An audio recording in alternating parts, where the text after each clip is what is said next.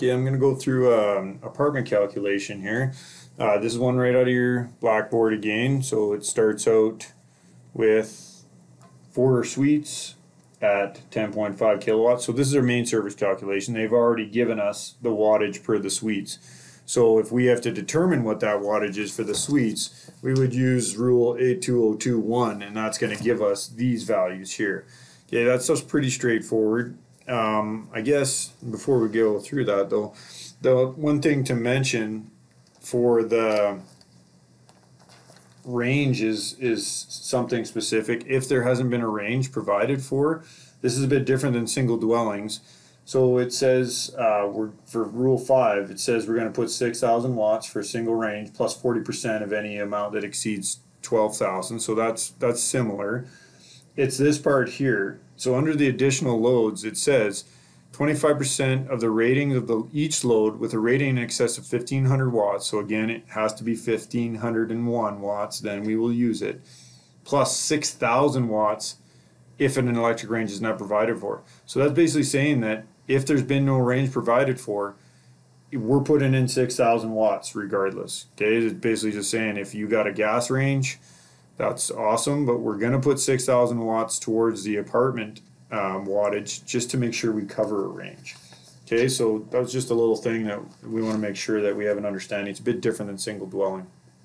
So in this question, it gave us these values. So we have 4 suites in our apartment at 10.5 kilowatts, 6 suites at 8 kilowatts, and 26 suites at 7.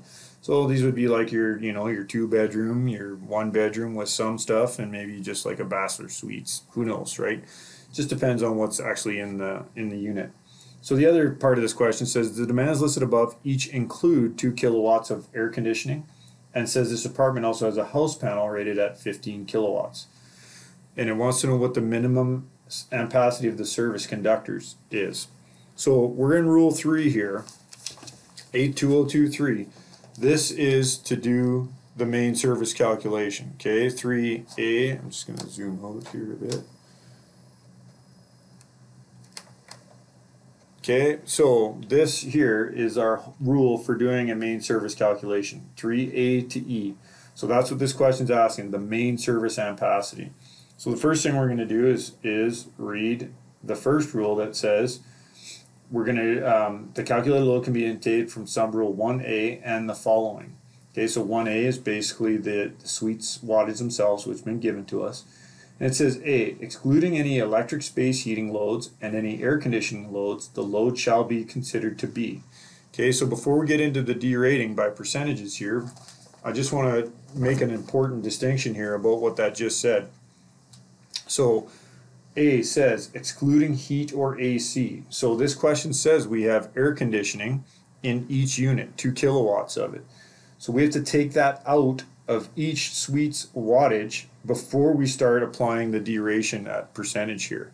So what it becomes is 4 suites at 8.5 because we took 2 off of this, 6 suites at 6, again we took 2 out of that, and 26 suites at 5. So we can find the total AC, so it's 2 kilowatts at 36 units. I just added these guys up. So our total AC is 72 kilowatts.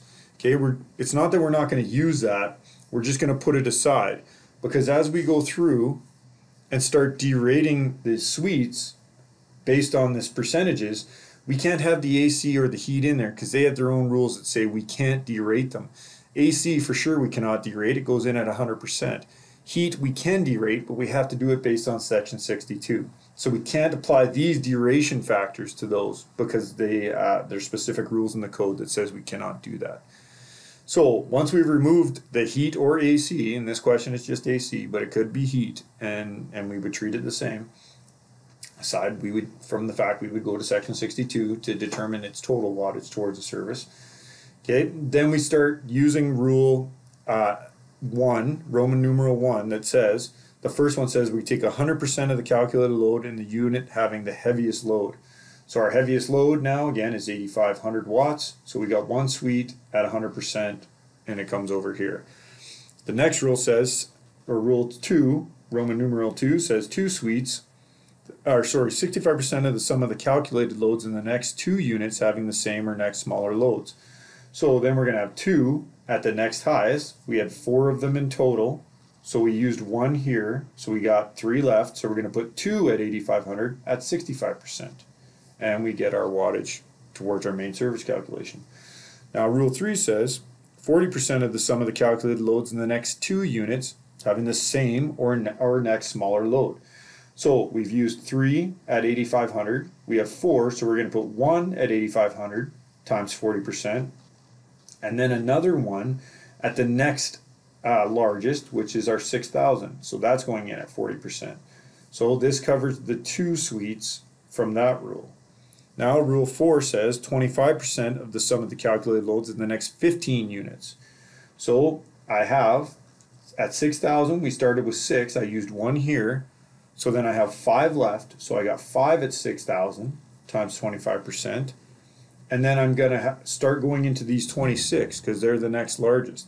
So I can only get up to 15 at 25%, so I take 10 of the 26 suites, put them in at 5,000 times 25% and get my total wattage towards my service calculation. Now the last rule, rule number 5, says 10% of the sum of the calculated loads in the remaining units. So I use 10 of the 26 here, so I got 16 left, so I go 16 at 5,000 times 10%. So I get all those wattages based on those durations, and I get a total wattage for the suites. Okay, so that's the first part of our calculation towards our main service. We're going to find out what the suite loads are towards the main service. Now, rule B says if electric space heating is used, the sum of all the space heating loads as determined in accordance with the requirements of section 62 shall be added to the load determined in accordance with item A. So I said we're NA for that because we don't have heat. If this was a heating load, not an AC load, then we would just go to section 62 and apply the rule where we section 62 118, and that's going to tell us how to deal with the heating load. Again, we don't have it in this question, so we won't talk about it too much. So then I can do another example if you guys want, if with heating, if we need to. So we go to C, so we always check the next rule.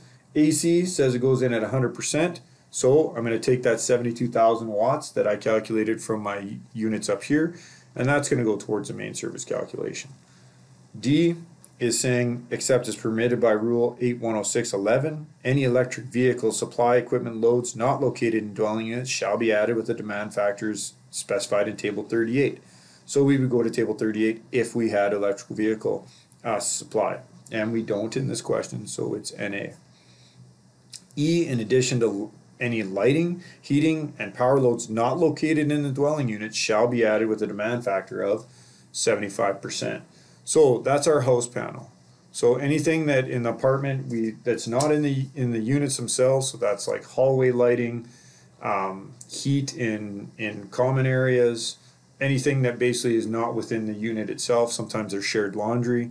Okay, that's going to be the house panel. And if we're doing a main service calculation, we take that house panel value, times it by 75%, and this is the value we're going to put towards the main service calculation. Just to clarify, Rule 4 says the ampacity of the feeder, okay, just so we make a distinction between these two rules. E is telling me, because it's part of Rule 3 still, so it's part of a main service calculation, it's telling me to put the house panel in at 75%.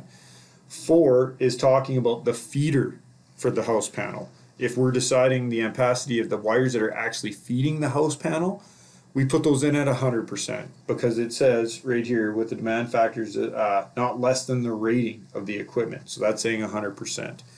Okay, so just watch that distinction. It's important. You'll potentially get something wrong because of that. So once we found out all these values, the 72 for the AC, the load from our suites, and then the house panel, we're going to total those up. So we take our total value. We have, this is from our dwellings, this is from our AC, this is from our house panel. We total them up and we divide by 240 and get our ampacity. So that is the minimum ampacity of the conductors. So we would use this ampacity to go to Table 2 and find what wires we need to pull. Okay, and if they're extremely large, we would potentially pull parallel runs just to avoid any kind of unnecessary work and cost. Okay, so the minimum ampacity of the service conductors is 569.167 amps. Okay, so that's how you do an apartment calculation for the main service. Just go through every rule. You're not ever going to fail by reading every rule clearly as you go through and check off what you have in the unit and what you don't. If you have questions on that though, by all means ask. And if we need to do another example, let me know and I'll post them.